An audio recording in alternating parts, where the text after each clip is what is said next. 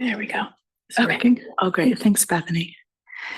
Hello again, and welcome to those who joined online. I'm going to be speaking about collaboratively developing interventions, mainly with midlife women, but also with veterans as well. Um, I will briefly acknowledge where we are today here in Burlington. And for those online, wherever you are, it'll be very different. But here it's the traditional and ancestral homeland of the Abenaki Nation and Wabanaki Confederacy. And I do acknowledge the historical injustices that tribal nations have endured and do endure. So we're going to start off with menopause. Why did I get involved in this and why do I stay? And then I'll talk a bit about interventions I've had the real joy and honor to co-develop with midlife women and with colleagues. And then talk a bit about my work with Gulf War illnesses, Gulf War illness, and working with veterans, and a focus, of course, on women's health there as well. And then some key things I've learned along the way regarding working with communities and individuals, some best practices. So in addition to being a clinician of 20, 25 years, and a scientist of the last 15, I'm an educator. And the one thing I want to say is if you feel drowsy, pay attention now because this is critical. With our patients, they often will talk about, and we all know from the popular media and whatnot, and you all will know more than this as clinicians, but most people talk about, oh, these hot flashes, they're so bad, and the night sweats, they're miserable, which they can be. But the thing I want you to hear is that sometimes doesn't have a sweat component. Sometimes women will experience palpitations or a sense of their heart fluttering, or I'm just anxious, or women will say things like, I don't recognize myself. Like it was a blue sky day. I was giving a talk and having a ball. And then all of a sudden, my heart's off to the races and I don't know why. That's a vasomotor event. So again, if you feel drowsy, drowse back off to sleep, that's fine. But don't forget, it's not always with sweat. And the other key thing I'll say about vasomotor events is, of course, if it was a day or two, week, month, that we could all endure that. That doesn't sound very fun, but this is a duration of years. The average duration of vasomotor events is 7 years for women. It's worse for BIPOC women. In one survey, the study of women across the nation, Black women on average had 10 years of vasomotor experiences. Hispanic women, 7, almost 8 years. So it really does vary. In that same sample, Asian American women, more like 4 years on average. So it really does vary. And I did mention briefly previously that some women in their 60s and 70s are still having vasomotor events. So again, when I learned this, I was like, oh my gosh, this is wrong. We need to really intervene and help women. The challenge, many of us across disciplines are not trained. There's insufficient training in menopause medicine. One survey of OBGYN residents were trained, one survey, a third were trained in menopause care. In another survey, basically a third of the folks failed the exam and didn't say, yes, I would suggest menopause hormone therapy when it was indicated. So the challenge also, 70% of women go to get care and they don't receive any, and 50% of women do seek integrative care for vasomotor symptom management. So there's just so much good that we can do with working together and having full training and really being able to help our patients in this time of need. So I was motivated as a student. I also was a lucky duck and one of the key women's health researchers at UW, who's a nurse scientist, was willing to mentor me. So off I went to really dive in clinically and with scientific training to this topic. So when I landed at Utah, I thought, well, what am I going to do? So at the University of Utah, I had no menopause mentor. Nothing was happening there, literally. And I had no acupuncture research mentor. So I thought, this is interesting. I'll just figure out this on my own with other good mentors on other topics. But one of my very good mentors, who's a certified nurse midwife and PhD, she said, Lisa, why don't you just start with women and talk to them and see what do they need? Where are the barriers? What's going on? And, some of that was in the literature, but there was more work to do. And so I thought that sounds really good. I'll go that route. So I put a call out, had some intramural funding and said, let's talk about this. And I formed a CAB, a community advisory board. And I was so lucky. The most phenomenal women showed up. kind of how it goes. They were already leaders in their communities. And it turns out that we had about a dozen women. I had the leader, one of the main leaders in the Pacific Islander community in Salt Lake City, in the Hispanic community, the African American community, the refugee community, Native American community, several white women. So it was this phenomenal group of women, ethnically and racially diverse. I know no one thinks that's going to happen in Utah, but it actually did. And they showed up month after month. We met for a year. And I had another good mentor in Boston, Paula Gardner, who's a physician, has some phenomenal work in developing group medical visits with integrative health components. It's called an IMGV, Integrative Group Medical Visit. And so I reached out to Dr. Gardner and happily developed a long and fruitful relationship with her. And she was amazing. She literally gave me her 300-page manual for her IMGV that was developed for pain and said, Lisa, have at it. So I didn't show every 300 pages to the community advisory board, but we got to work. We rolled up our sleeves and took out content that was unrelated. You know, chronic pain is a deal in the menopausal transition and postmenopause, but that's not what we're focused on. So we added a lot of content over time. And I talked to the CAB and said, well, should we just have this only about vasomotor symptoms? And they said, are you kidding? We feel like we're falling apart. We have this whole symptom cluster to address. And I said, well, what about health promotion, not using that jargon? And they said, yeah, we are really worried about this whole metabolic syndrome, metabolic creep. We're really worried about osteopenia porosis. We're terrified about heart disease as the #1 killer of women, which is relevant to vasomotor events. And so we also included, again, disease prevention and health promotion. So after a lot of work, we came up with 9 weekly sessions, which modeled the IMGV for chronic pain. We tried to recruit and not a single woman would sign up. So I thought, well, this is going to destroy my career. Oh, right. This is about women. Okay, listen to the women. So we listened to the women and who wanted to enroll, but just didn't have 9 weeks. And they said, yeah, we can come for a month or so. So we smashed the curriculum. I mean, we had all the PowerPoints, we had everything ready for 9 weekly sessions. We condensed it down to 4. And this is the curriculum here. So in blue, you'll see evidence-based education. It's the best of both worlds. What's evidenced in terms of conventional medicine? We talk about hormone therapy, non-hormonal therapy, surgery, you know, if she's hemorrhaging and it's time for hysterectomy. We talk about evidence-based integrative care. So what's the literature on acupuncture, acupressure for oneself, herbal medicine, mindfulness, meditation? There's actually studies of yoga for vasomotor symptoms. There's quite a lot to read. So we cover all that. And as you'll see across those 4 weeks, we cover that symptom cluster. And then week 4, we really hit it hard in terms of breast, bone, brain health is what we call it, but, you know, really looking at osteoporosis, Alzheimer's disease and other dementias, prevention of cancer, so on and so forth. And then we wrap it up with goal setting.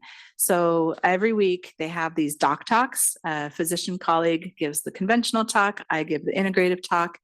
Every week we have an experiential that's there in green. So one week it's a meditation, another week it's chair yoga, so on and so forth. The facilitated discussion, that's legal, not legal, grant writing jargon for social support.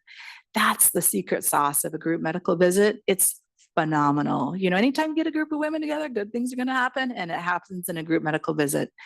Women share with each other things in terms of, yeah, actually, I tried putting a fan in my room, or I tried, you know, this, I tried black cohosh. And then we can intervene and say, yeah, black cohosh, it's not on the first line of interventions, but it's safe. Get your liver panel, you know, blah, blah, blah. The physician can enter that.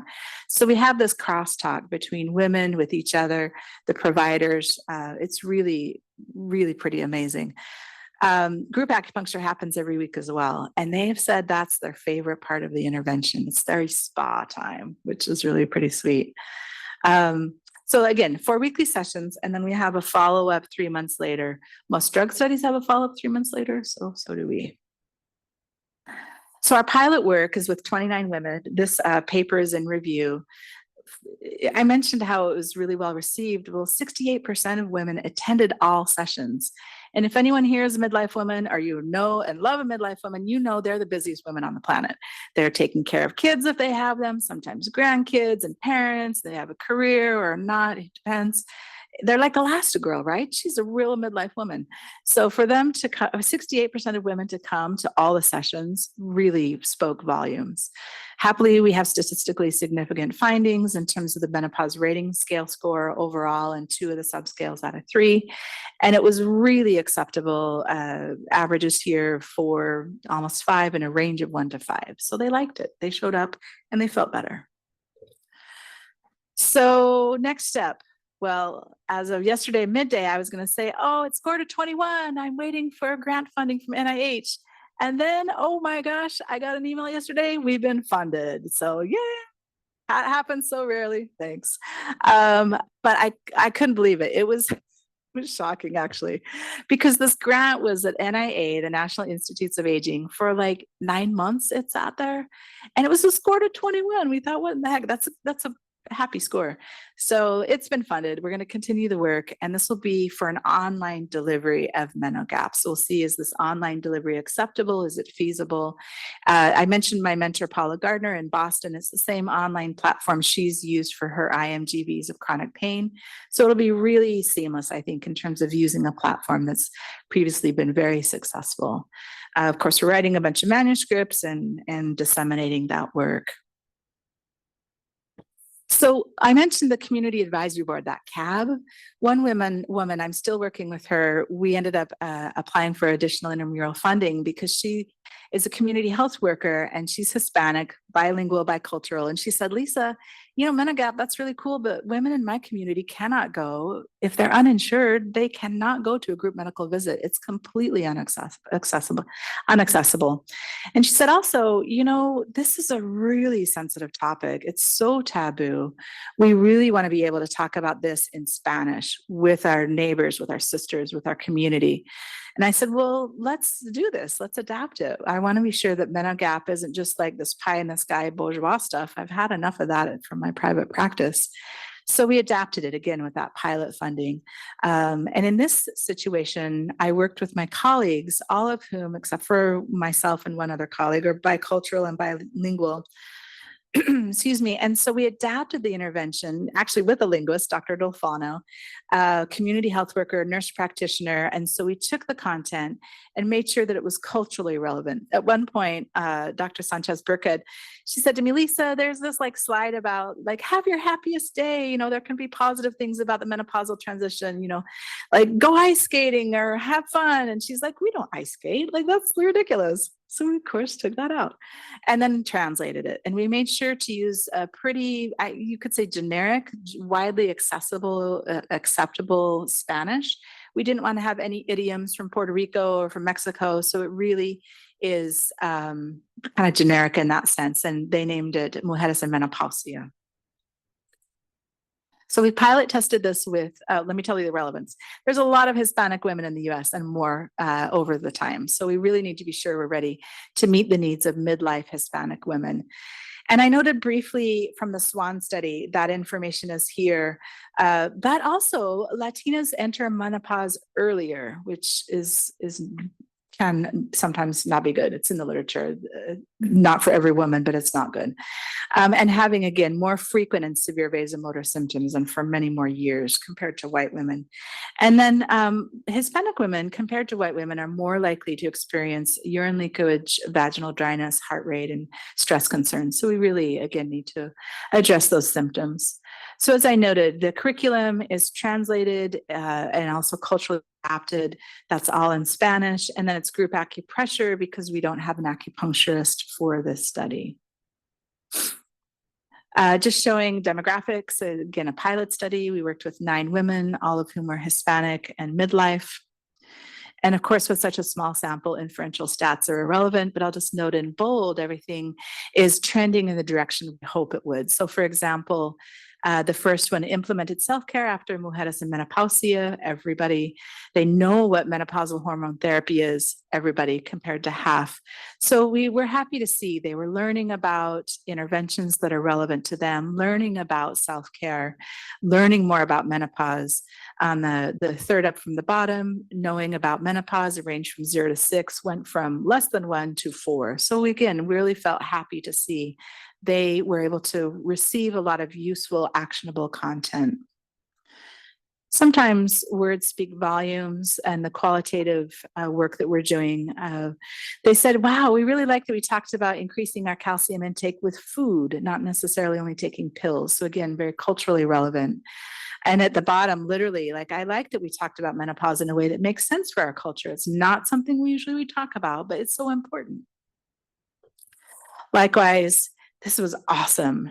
One woman said, now I know what questions to ask my doctor. Before, I just accepted whatever they told me.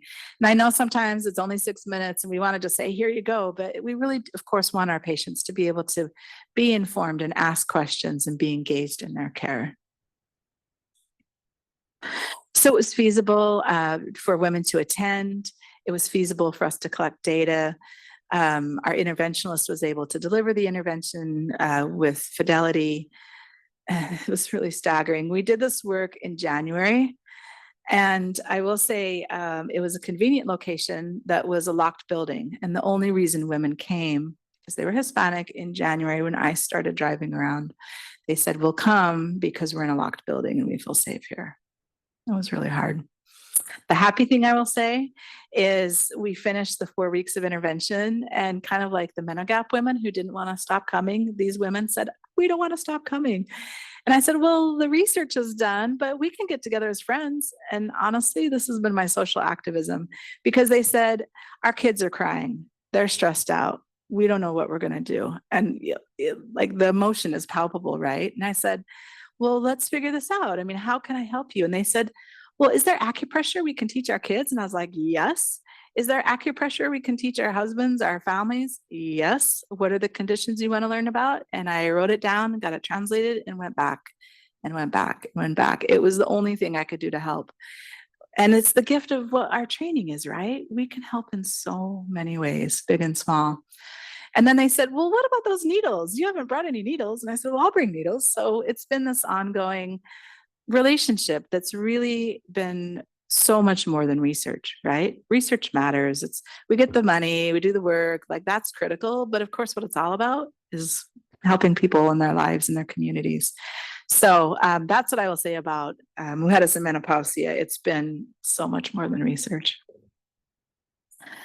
Excuse me, one of the cab members back in the MAcOM cab, she is American Indian, Alaska Native, and said, you know, Lisa, this is so taboo. Menopause, we also don't talk about it. And we don't want to talk about this in front of other people.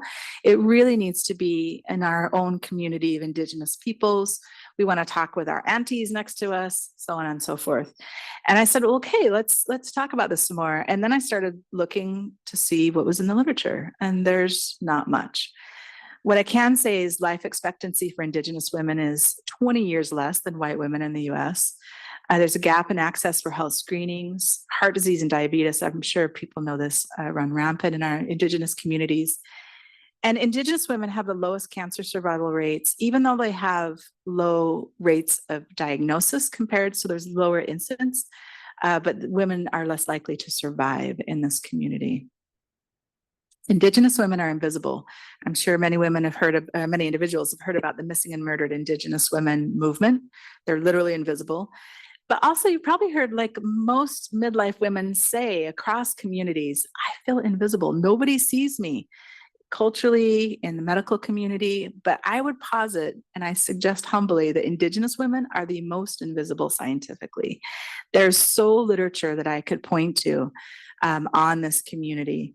One of the challenges also is that midlife women and midlife Indigenous women are too busy taking care of kids and grandkids very often.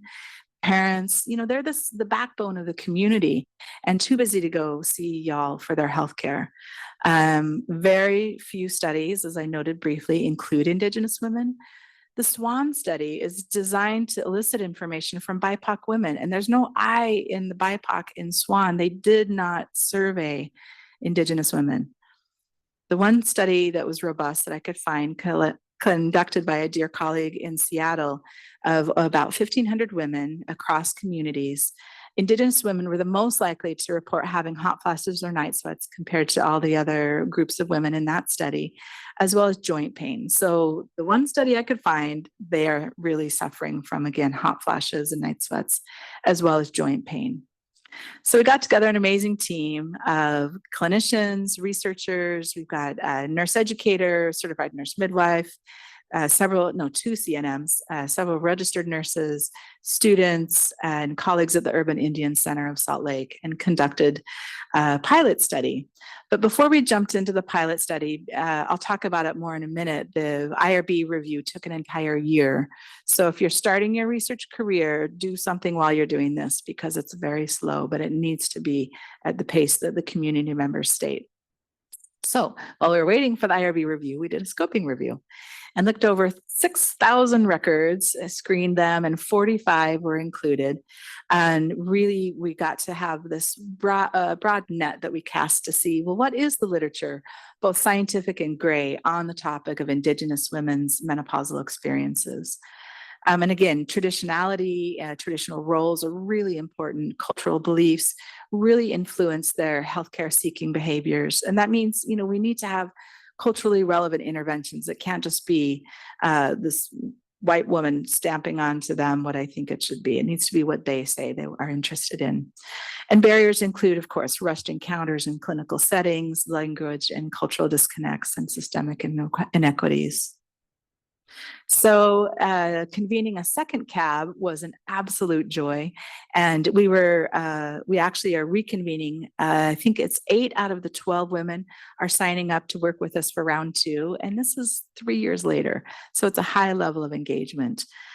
So we convened the cab, said, well, what do we need to do? Here's the curriculum. How do we adapt it properly? And then we pilot tested. They named it Waning Moon, and we pilot tested one session with them. When we were talking with the cab, they said the same things we saw in the literature. They really want to know what in the heck is going on during this time. They really have a lack of information about menopause. There were barriers to accessing care. And again, their matriarchal or familial duties were really challenging. They didn't have time to go see the doctor. And they did prefer natural medicine first. And I'll talk about that in just a minute in terms of trust building. So very briefly, this is again pilot work with our community advisory board. After engaging in this work and receiving one session of Waning Moon, there was a majority of women who said, yeah, I'm very likely or somewhat likely to try these integrative therapeutics. They really were quite interested in them. And then the other good news, it's been wild in my lab. We just got funded 10 days ago or something on Waning Moon. So we're excited to take that next step forward with NIH funding. It'll be again with the Urban Indian Center of Salt Lake, and we'll work again with the majority of our prior cab, probably bring in a few more women. This is interesting. The lab is a leadership advisory board. And so we'll have leaders in the Indigenous community broadly at the university, in Salt Lake City, and leaders at the Urban Indian Center of Salt Lake Clinic. So we can really make sure that the data collected are relevant scientifically and clinically, but first and foremost relevant to the community. So they're going to name the game, and we're going to follow their lead. And likewise, long story short, there's stunningly, horribly abusive research that's been conducted on Indigenous people. It was not with them. And so there's a very serious reticence in Indigenous communities to have comparators that are sham or placebo. It's unethical and unacceptable. And so we'll be working with our cab and our lab to design the R01 later with a comparator that's acceptable, probably a waitlist control or maybe part of the intervention. We'll sort that out when we get there. But I want to note that because of those historic injustices.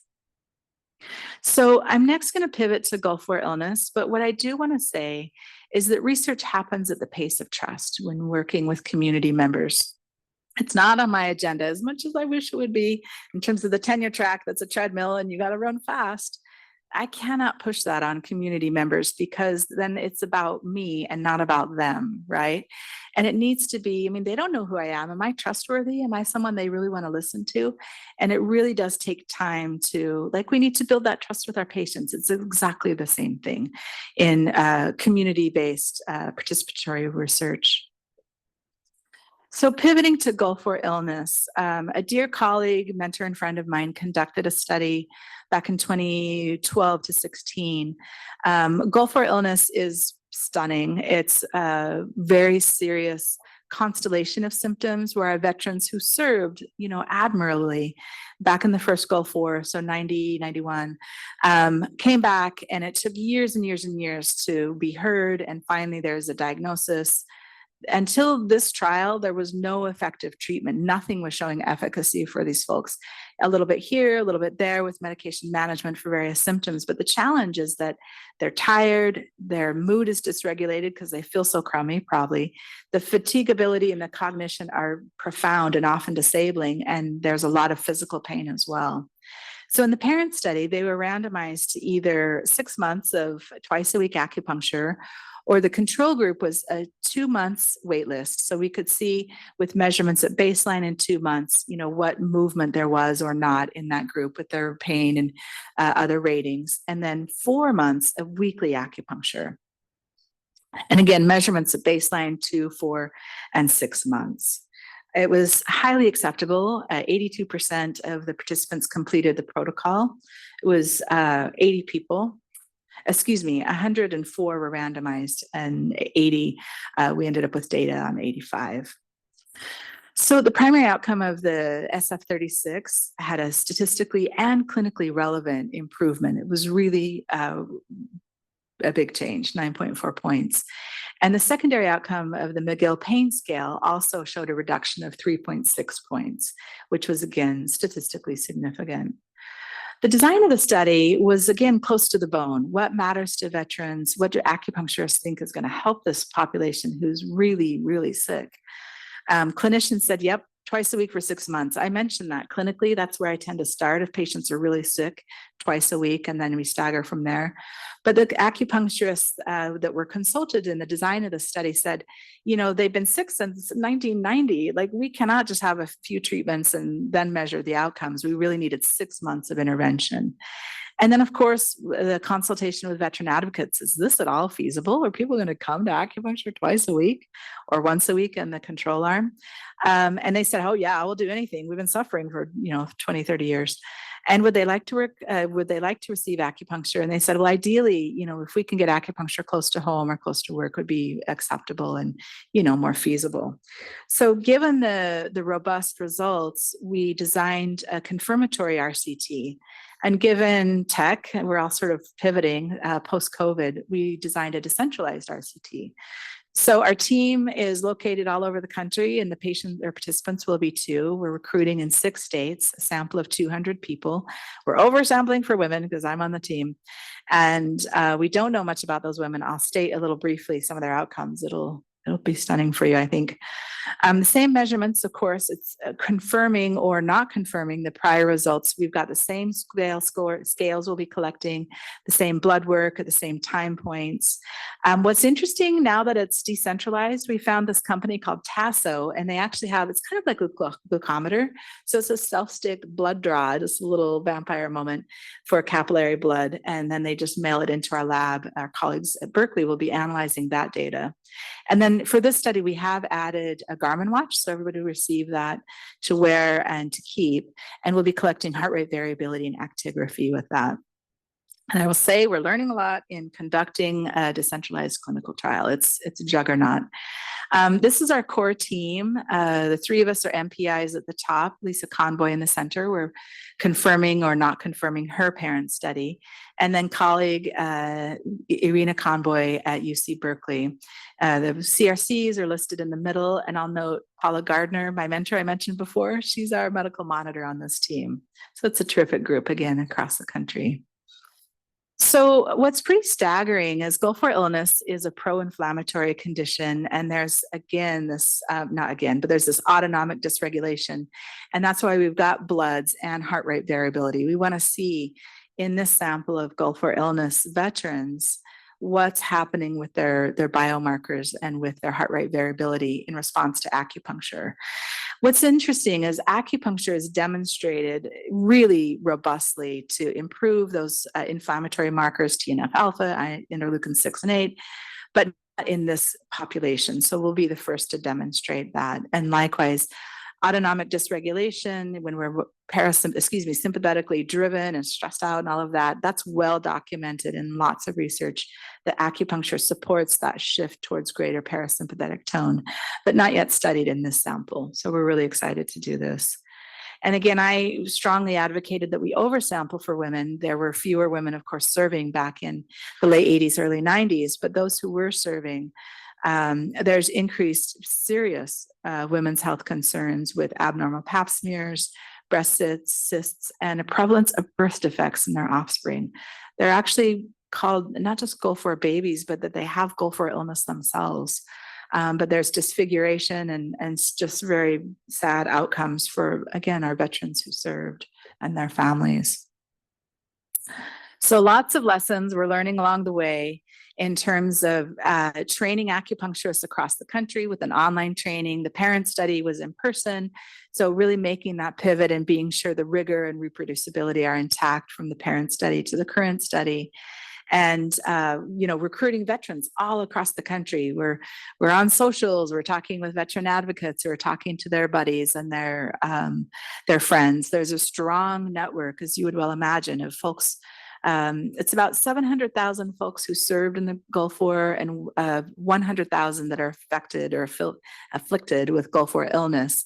In earlier studies, one of our veterans advocate who really has his finger on the pulse with his colleagues is like, I don't even believe that data. Half of everybody I know has Gulf War illness. And of course, he doesn't know everybody, but that's anecdotal from him.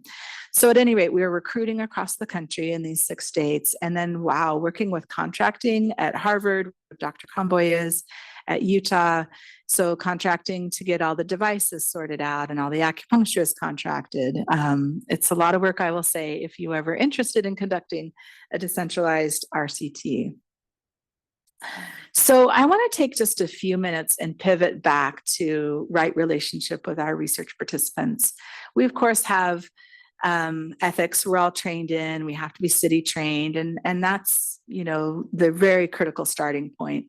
But I think especially working with Indigenous peoples, again, one of the most marginalized communities in our nation, there had to be more than just lip service, genuine respect, and that the community members are experts across populations. Of course, our patients, they're their own expert in their lived experience. We bring our expertise to match theirs, but really, I think starting with viewing their expertise as that, it was really essential in this work and in my work overall. And again, their perspectives are relevant, and that there's this reciprocity. Like I said, I'm being very candid. We know the tenure track drill. It's tough.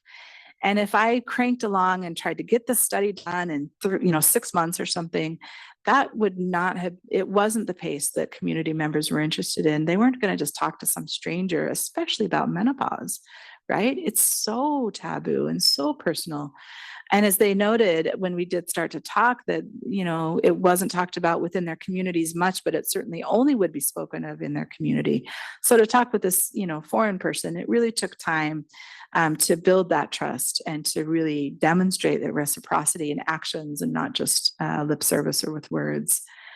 And there was this real strong sense of responsibility to do what I could from the sidelines to help women, Indigenous women in this case, reclaim their heritage. Like there's 100 years of evidence on Black cohosh use, only efficacy studies in the last few decades. But Black cohosh is used 2,000 years ago, very likely here on this continent and certainly in China.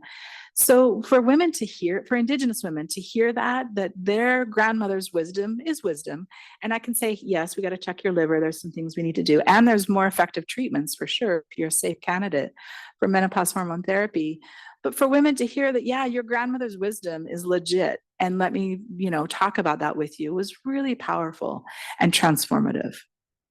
And so one of the key things I can say again is research only happens at the pace of trust, and having this as much as we can horizontal relationship, not hierarchical. I'm not the Dr. So-and-so coming here to tell you what you need to do.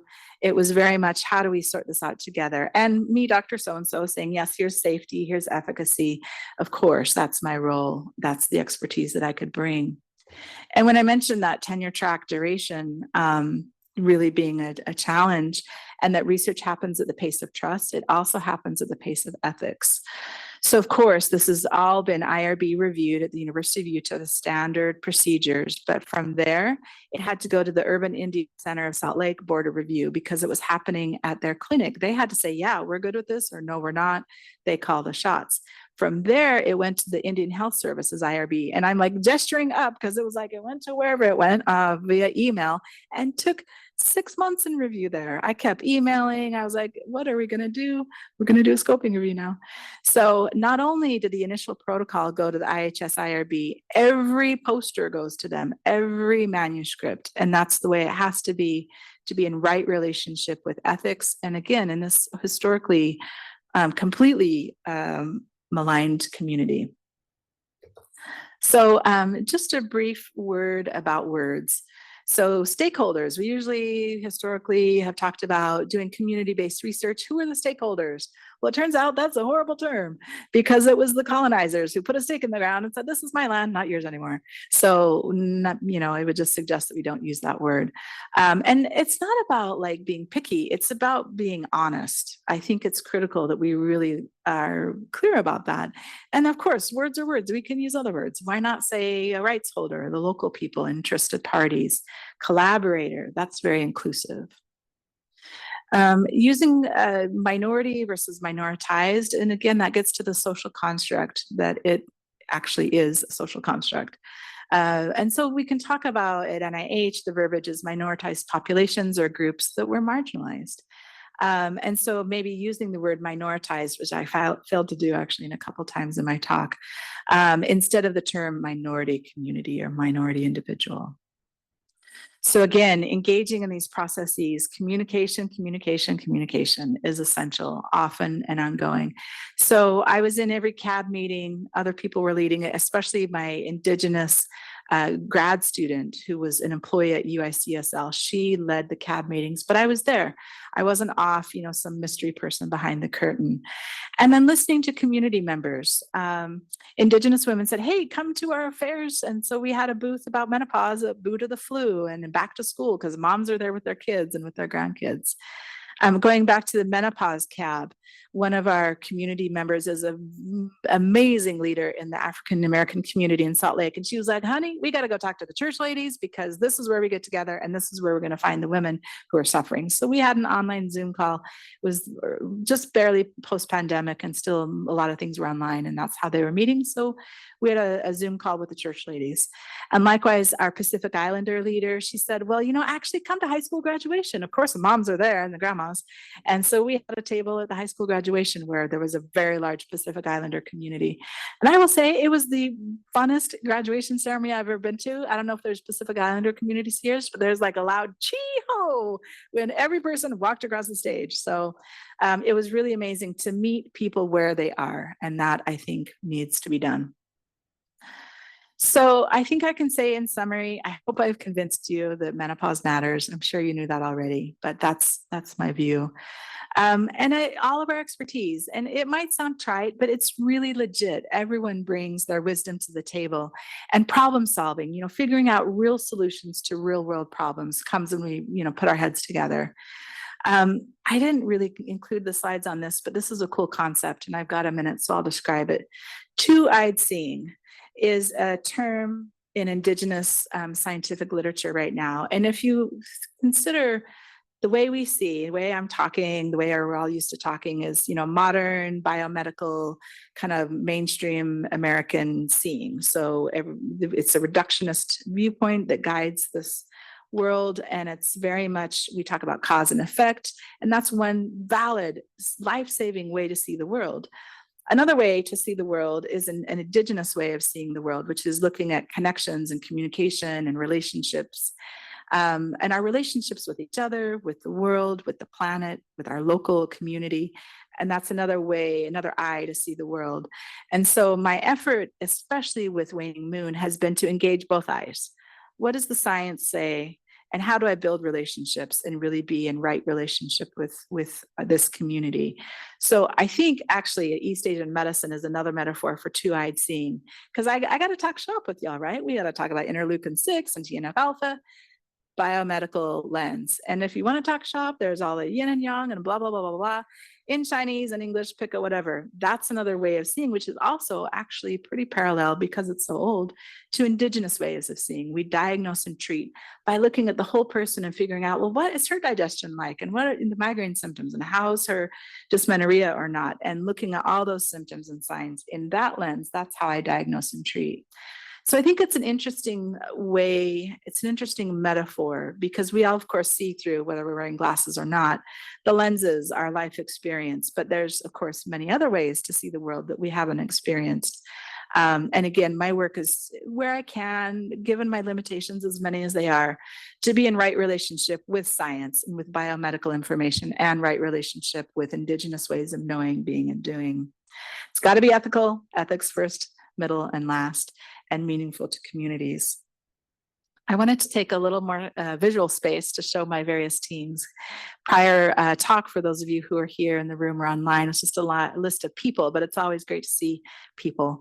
So myself and Dr. Moreno in the middle, she's the medical director of the Midlife Women's Menopause Program at Utah, cooked this brainchild up and then saw her grow up and have some sisters. It's been pretty amazing. And then grad students, some of who are now nurse practitioners. My mentor that I mentioned, Paula Gardner, up at the top left, a PhD student who moved all the way from China to study in Utah. And then that was MAcOM team. And then, of course, you've already seen Mujeres en Menopausia team, again, with a linguist, nurse practitioner, physician, myself. I should have said first, our community health worker. She drove the boat and called the shots because she knew. And then our group down below you've seen as well. And again, the exciting funding that has made this all possible, both intramural and from NIH and DoD. So with that, I will close. Please, please, please remember, research only happens at the pace of trust. Thank you.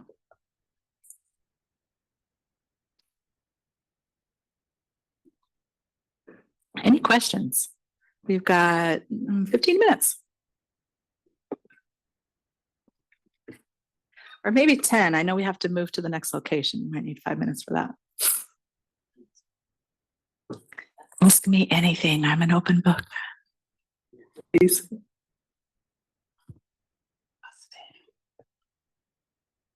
Thank you so much for coming and just your thoughtfulness and dedication to what you're doing. I'm curious about the community advisory board and if you can talk a little bit about the logistics of setting that up, and is it a formalized process? And I don't know if we have anything similar here. And so if we wanted to start to build something like that, what would that process look like? Oh, that's a really good question.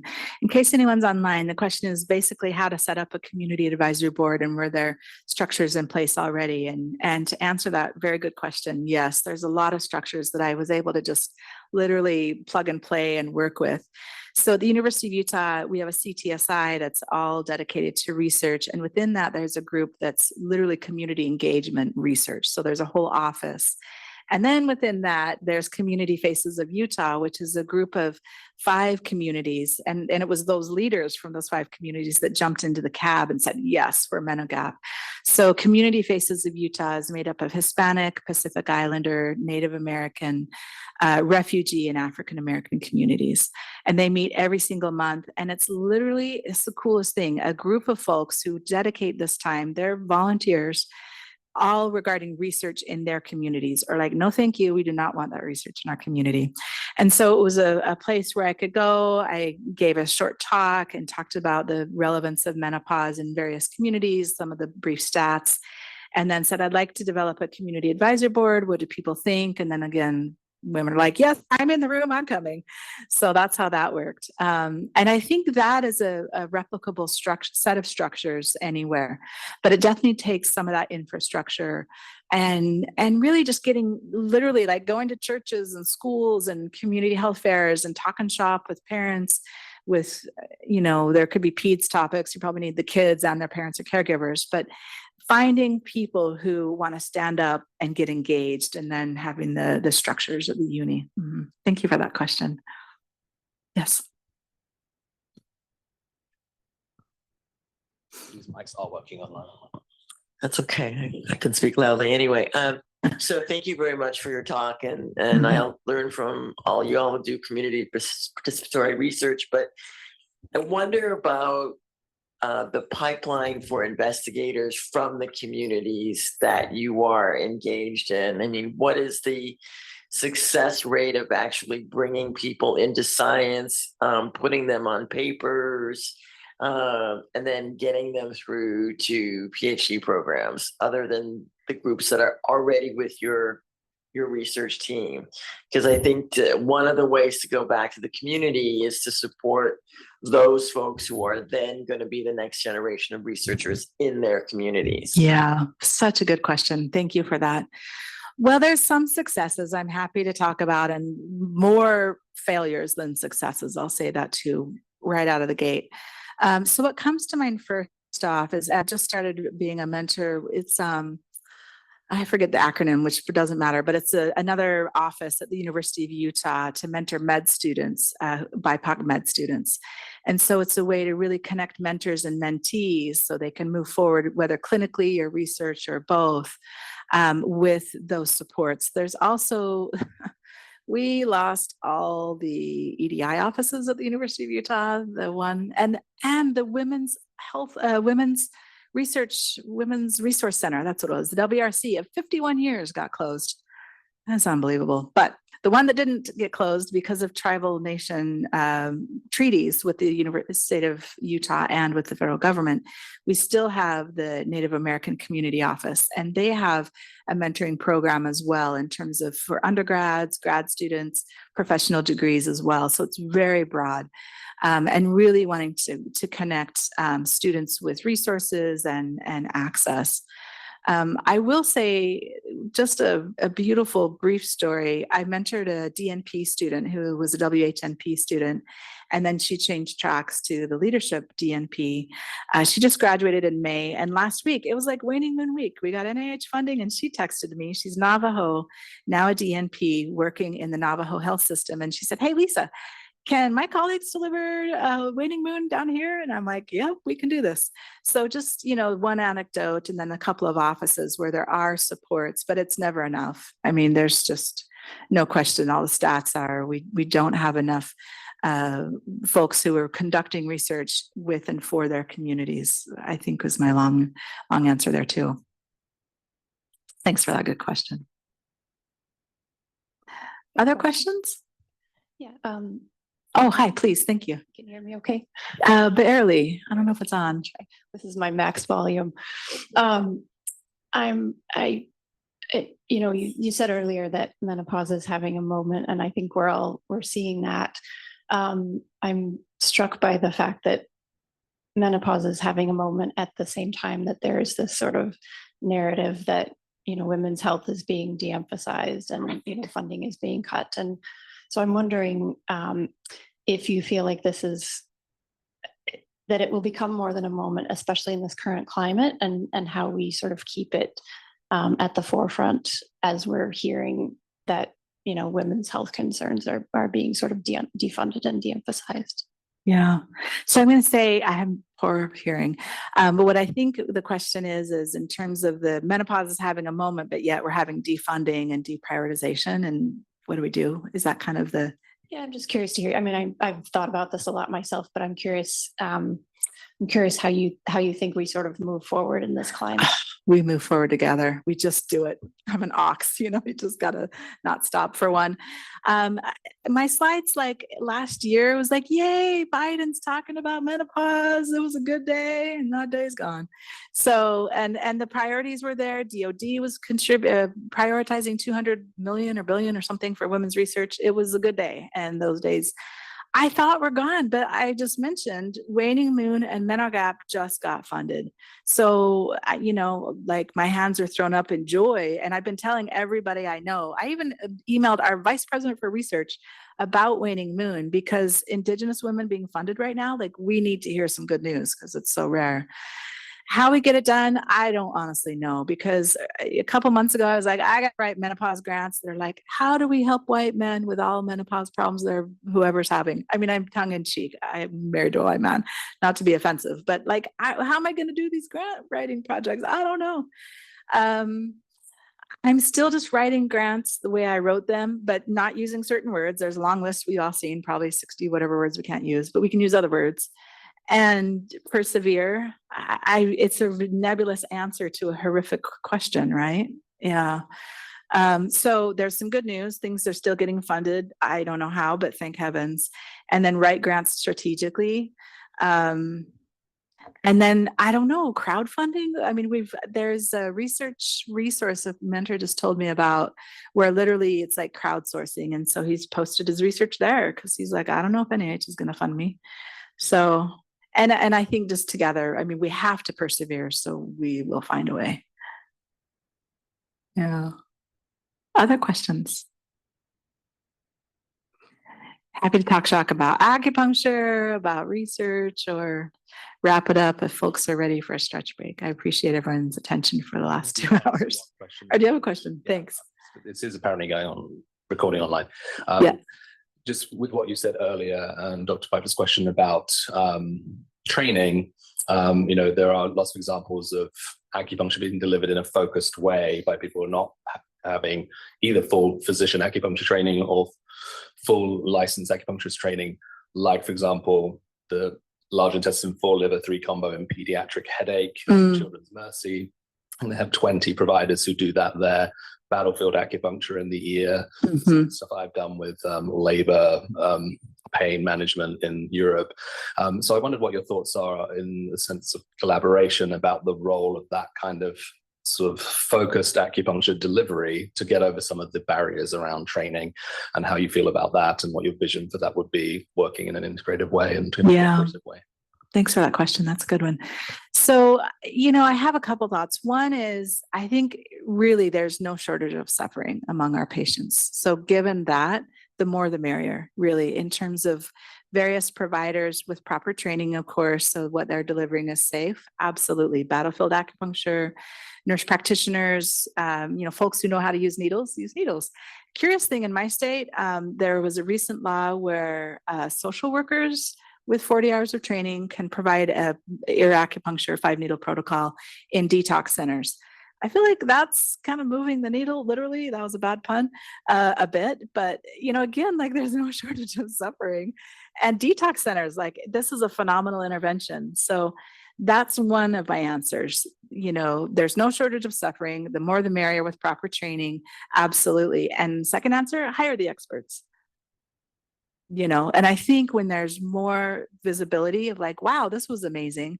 What else can we do? Then hire physician acupuncturists, hire licensed acupuncturists, because what I see in clinic, oh, it's amazing. We can do so much better than those few little things. It's better than, we actually can't measure it because people come back and they're like, oh yeah, my pain is better, my dysmenorrhea, my blah, blah, blah, whatever. But most people come back after a series of treatments if it's the right fit for them. And they're like, Lisa, I feel so much better. I quit my job I've hated for 20 years. And I'm not interested in measuring job change, right? I'm interested in people's transformation. Like they feel amazing. And it's not what we're all after. So sure, get them, where we can and hire the experts. Other questions?